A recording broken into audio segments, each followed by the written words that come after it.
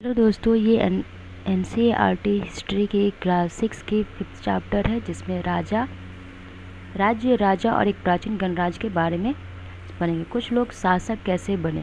लगभग 50 वर्षों से हम अपने शासकों का चुनाव मतदान के जरिए करते हैं, लेकिन बहुत साल पहले शासक कैसे बनते थे। करीब 3000 साल पहले बड़े बड़े यज्ञों को आयोजित कर राजा के रूप में प्रतिष्ठित हो गए थे। अश्वमेध यज्ञ एक ऐसा ही आयोजन था। इसमें एक घोड़े को राजा के लोगों की देखरेख में स्वतंत्र विचरण के लिए छोड़ दिया जाता था। इस घोड़े को किसी दूसरे राजा ने रोका तो उसे वहाँ अश्वमेध यज्ञ करने वाले राजा से लड़ाई करनी पड़ती थी। अगर उन्होंने घोड़े को जाने दिया तो इसका मतलब यह होता था कि अश्वमेध यज्ञ कराने वाला राजा उससे ज़्यादा शक्तिशाली था। इसके बाद उन राजाओं को यज्ञ में आमंत्रित किया जाता था। यह यज्ञ विशेष पुरोहितों द्वारा संपन्न किया जाता था। इसके लिए उन्हें उपहारों से सम्मानित किया जाता था। अश्वमेध यज्ञ कराने वाला राजा बहुत शक्तिशाली माना जाता था। यज्ञ में आमंत्रित सभी राजा उसके लिए उपहार लाते थे। उन सभी आयोजनों में राजा का मुख्य स्थान होता था। उसे राज सिंहासन या बाघ की खाल के एक विशेष आसन पर बिठाया जाता था। युद्ध क्षेत्र में राजा का सारथी उसका सहचर होता था। युद्ध के अवसर पर वह राजा की विजयों तथा अन्य गुणों का गुणगान करता था। राजा के सगे संबंधी, खासकर उसकी रानियां तथा पुत्रों को भी कई छोटे छोटे अनुष्ठान करने होते थे। अन्य सारे आमंत्रित राजाओं का काम से बैठकर यज्ञ की पूरी प्रक्रिया को देखना भर था। राजा के ऊपर पुरोहित पवित्र जल के छिड़काव के साथ साथ अन्य कई अनुष्ठान करता। विष या वैश्य जैसे सामान्य लोग उपहार लाते थे, जिन्हें पुरोहित शूद्र मानते थे। उन्हें कई अनुष्ठानों में जो शामिल नहीं किए थे। विष और वैश्य जो थे, ये शूद्र जाति, ये नीची जाति के माने जाते थे, और नीची जाति के माने जाने के कारण ही इन्हें क्या होता था, पुरोहित जो इन्हें अनुष्ठानों में शामिल नहीं करते थे। वर्ण जो था उसके 4 वर्ग थे: क्षत्रिय, ब्राह्मण, क्षत्रिय, वैश्य और शूद्र।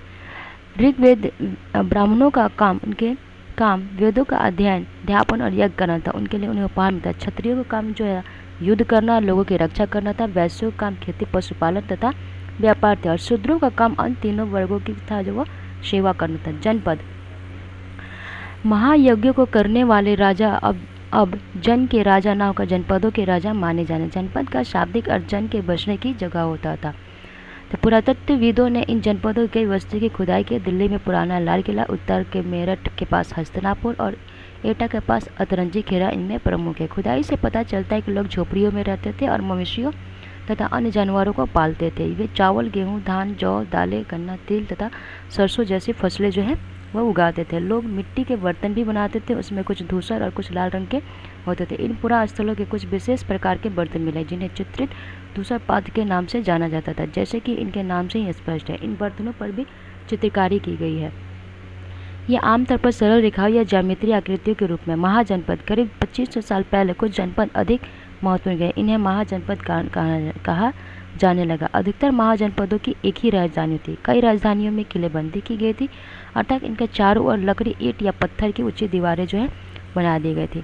अब इसमें बहुत सारे जन को मिलाकर जनपद बनता था, बहुत सारे जनपद को मिलाकर के महाजनपद जो है बनता। जैसे काबुल नदी है यहाँ पे, जो कि पाकिस्तान में, गंधार है, देखिए, फिर सिंधु की सहायक नदी हो गया झेलम, चिनाब, रावी और सतलज। फिर तक्षशिला हो गया यहाँ पे, तक्षशिला जो कि पाकिस्तान में पड़ता है। उसके बाद ब्यास नदी है, यमुना नदी, कुरु, हस्तिनापुर जो कि यूपी में है, पंचाल भी यूपी में, कौशाम्बी मध्य प्रदेश में, कौशाम्बी बिहार के आसपास पड़ता है, और अवंती है, उज्जैन है, गोदावरी, कृष्णा, तुंगभद्रा, पेन्नार, कावेरी जो नदी है, वैशाली बिहार में है, मगध भी बिहार में पड़ता है, वज्जी ये भी बिहार में है, अंग भी बिहार में पड़ता है। नेक्स्ट आगे हम लोग देखेंगे। ऐसा लगता है कि लोगों ने अन्य राजाओं के आक्रमण से डरकर अपनी सुरक्षा के लिए इन किलों का निर्माण किया। बहुत कुछ राजा अपनी राजधानी के चारों ओर विशाल, ऊंचे और प्रभावशाली दीवार खड़ी कर अपनी समृद्धि और शक्ति का प्रदर्शन भी करते थे। इस तरह से किले के अंदर रहने वाले लोगों और उस क्षेत्र पर नियंत्रण रखना भी सरल हो जाता था। इस तरह की विशाल दीवार बनाने के लिए व्यापक योजना की आवश्यकता होती थी। लाखों की संख्या में ईंटों तथा पत्थरों का इंतजाम करना पड़ता। हजारों स्त्री पुरुष बच्चे इनके लिए अथक परिश्रम किया। इसके लिए संसाधनों की आवश्यकता। तो कौशाम्बी किले की दीवार है, यह कि उत्तर प्रदेश में है, कि इलाहाबाद के में से ईंट की दीवार पर अवशेष भी है, और इसका निर्माण लगभग 2500 साल पहले हुआ था। अब राजा जो है सेना रखने लगे। पहले राजा सेना नहीं रखते, सिपाहियों को नियमित वेतन देकर पूरे साल रखा जाता था। कुछ भुगतान संभवतः आहत सिक्के के रूप में दिखा जाता है। कर जो है, महाजनपदों के राजा विशाल किले बनवाते थे और बड़ी सेना रखते थे, इसलिए इन्हें प्रचुर संसाधन की आवश्यकता होती। इसके लिए उन्हें कर्मचारियों की आवश्यकता होती। अतः महाजनपदों के राजा लोगों के द्वारा समय समय पर लाए गए उपहारों पर निर्भर न रखकर एक नियमित कर वसूलते थे, यानी फसलों का कर, कारीगरों का कर, पशुपालकों या जानवरों के उत्पादन में कर देना पड़ता, व्यापारियों को सामान पर कर देना पड़ता था। आखेटक या संग्राहक के को जंगल से प्राप्त वस्तुएं पर भी कर देने पड़ते थे।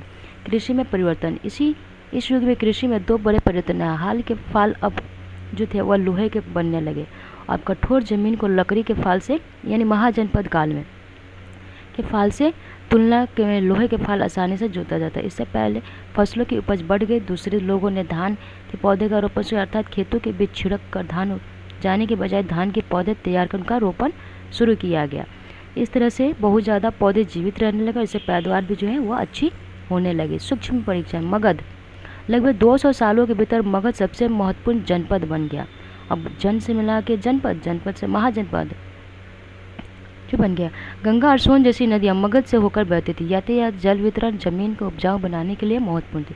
मगध का एक हिस्सा जंगलों से भरा था। इन जंगलों में रहने वाले हाथियों को पकड़कर और उन्हें प्रशिक्षित कर सेना के काम में लाया जाता है। यही नहीं, जंगलों से घर, गाड़ियाँ तथा रथ बनाने के लिए लकड़ी मिलती थी। इसके अलावा इस क्षेत्र में लौह अयस्क की खदानें मजबूत औजार और हथियार बनाने के लिए बहुत उपयोगी थे। मगध में दो बहुत ही शक्तिशाली शासक बिंबिसार तथा अजातशत्रु हुए। अन्य जनपदों को जीतने के लिए यह हर संभव साधन अपनाते थे। महाजनपद एक और महत्वपूर्ण शासक, उन्होंने अपने नियंत्रण का क्षेत्र इस उपमहाद्वीप के उत्तर पश्चिम भाग तक फैला दिया था। बिहार में राजगिरी, जो कि आज का राजगीर है, कई सालों तक मगध की राजधानी, बाद में पाटलिपुत्रा को राजधानी। बिहार की राजधानी सबसे पहले राजगीर थी। राजगीर से पाटलिपुत्रा बनाया गया। 2500 साल पहले की बात है। मैसेडोनिया का राजा सिकंदर विश्व विजय करना चाहता था। पूरी तरह सफल न होने पर भी वह मिस्र और पश्चिम एशिया के कुछ भागों को जीतता हुआ भारतीय उपमहाद्वीप में ब्यास नदी के किनारे तक पहुंच गया। जब उसने मगध की ओर कूच करना चाहा तो उसके सिपाहियों ने इनकार कर दिया। वे इस बात से भयभीत थे कि भारत के शासकों के पास पैदल, रथ और हाथियों की बहुत बड़ी सेना थी। यानी कि कौन था यह भी, जो मिस्र सिकंदर जो था पूरे विश्व विजेता बनना चाहता था, लेकिन जो ब्यास नदी के तट पर आया तो उन्होंने इनकार कर दिया टलने से। उसके बाद है वज्जी। मगध एक शक्तिशाली राज बन गया। उसके नज़दीक ही एक वज्जी राज था जिसकी राजधानी वैशाली थी। यहाँ एक अलग किस्म की शासन व्यवस्था थी जिसे गण या संघ कहते हैं। गण या संघ कई शासक होते थे।